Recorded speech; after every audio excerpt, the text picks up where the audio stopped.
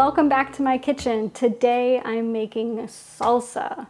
The base of this recipe is from Chef Ramsay's Bravo, who I met at a live cooking event a few years ago. I'll link to Chef Bravo's website in the show notes. In his recipe, what I found was different is that he roasted his vegetables high heat just to get a little bit of char on them before blending them into the salsa. In his recipe, he used fresh tomatoes, but I find that the consistency is off with fresh tomatoes, so I am using canned tomatoes. I also find that the flavor is really good, so that's what I like. In this recipe, it is canned whole tomatoes, cilantro, onion, guajillo chili, jalapeno, garlic, tomatillo, and a little bit of salt. To prepare these vegetables, it was really simple. We're not chopping to begin with. So the recipe calls for 1 small onion. This onion was huge, so this is just 1/4 of the onion chopped like this. If you were using a small onion, you just cut it in half. The guajillo chili is gonna stay whole. Jalapenos just sliced in half. Tomatillo had the papery skin on it. I pulled that off and just cut it in half. And the garlic cloves, I've peeled them, but I am leaving them whole. These will go into the oven at 475, and I'm gonna check them every 10 minutes, flipping them over as necessary. But what I want to see is dark, dry edges. We want to get as much water out of this recipe as possible so that we don't end up with a watery salsa. So we're gonna dry out these vegetables, we're gonna drain these tomatoes, and create a great flavorful salsa. The vegetables have come out of the oven. After the first 10 minutes, I pulled the chili out because it was puffing up, and you can see this is what it used to look like, more red, and it's turned black now, so we know it's all toasty. And you can hear the seeds. The onions have a little bit of char. The jalapeno and the tomatillo have a little char on them too. They're releasing some of their juices, which is good. Again, we want to make this a not watery salsa. The garlic cloves could have come out at 10 minutes, but I left them in. So everything cooked for about 20 minutes all told, except for the chili. The chili right now though is too dry to incorporate into this salsa. So I'm going to tear it apart, I'm gonna shake out those seeds, and I'm gonna soak it for 5 minutes. We'll see how it is. And then we're gonna blend it with the rest of the ingredients. While I'm letting this soak, I'm gonna chop up the rest of our vegetables, and then when we bring it all together, I'll be blending half of it so that we have a half chunky salsa. So here I'm gonna tear this apart and discard the seeds. You can see the onion it has a little bit of char on it, but it is still a mostly raw onion, which is nice for a salsa like this. The Scoville units on a jalapeno are between 2,500 and 8,000, so it's hard to know exactly how hot your jalapeno is going to be unless you taste it. So I'm going to taste a little piece here. And it's quite mild, so I'm going to leave the seeds and the ribs in. If you thought it was too hot, you could take those out, and that would reduce the heat.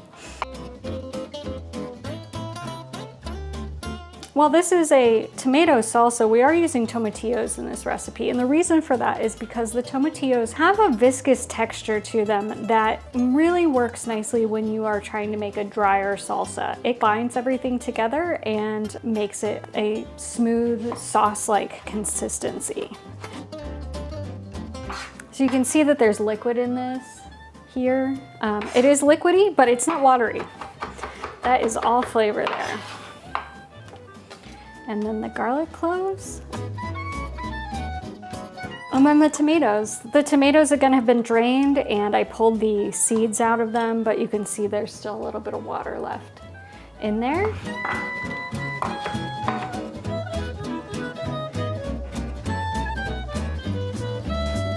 I'm gonna continue to let these chilies hydrate and come back and we'll finish the salsa. It's been about 10 minutes. I've let the dried chili soak in this water. I have about half of the chopped vegetables in my blender pot and half of my vegetables in this bowl. I'm gonna take the dried chilies out and put them in here. And I'm not gonna use all of this liquid, just enough to get the blender moving. And I'm gonna blitz that up. That looks good. I'm gonna mix them all together.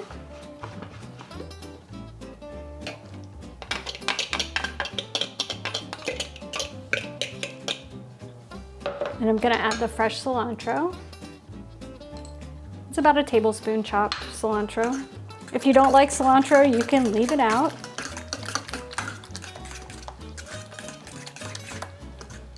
Now I'm gonna taste it and I'm gonna season it with salt. So it definitely needs salt. It's fruity and acidic. That was about a half a teaspoon of salt.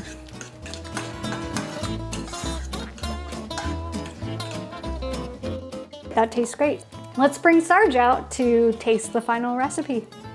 Got my fresh salsa and my giant bowl of chips. Now all I need is Sarge to help taste it.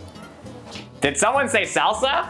I did. Ooh, look at this. This looks nice. All right, so this is a salsa made with canned tomatoes and some vegetables that I roasted off in the oven, and dried chili, fresh chili, cilantro. All right, take a taste. Let's do it. Yummy. I love me some salsa.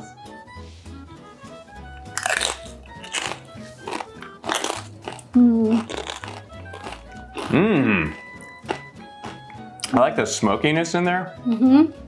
That's from the dried chili, yeah. Yeah, that's good.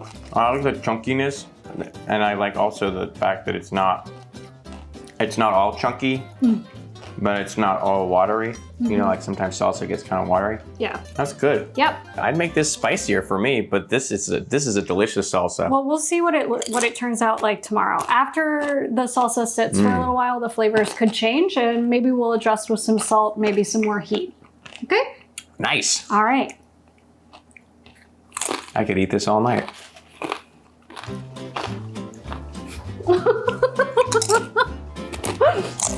Oh wait, I need more. My salsa! No. Gimme. Well, there it is, homemade salsa. I'll link to the recipe down in the show notes as well as my burrito video. In the comments, be sure to tell me what you think of my recipe, what things you might change, and post your favorite salsa recipe for the rest of the community.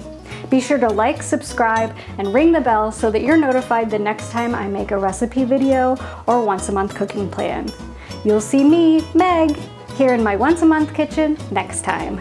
Bye! Oh.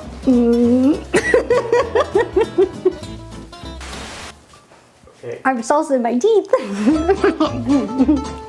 Did I get it? Wait, do I? Okay.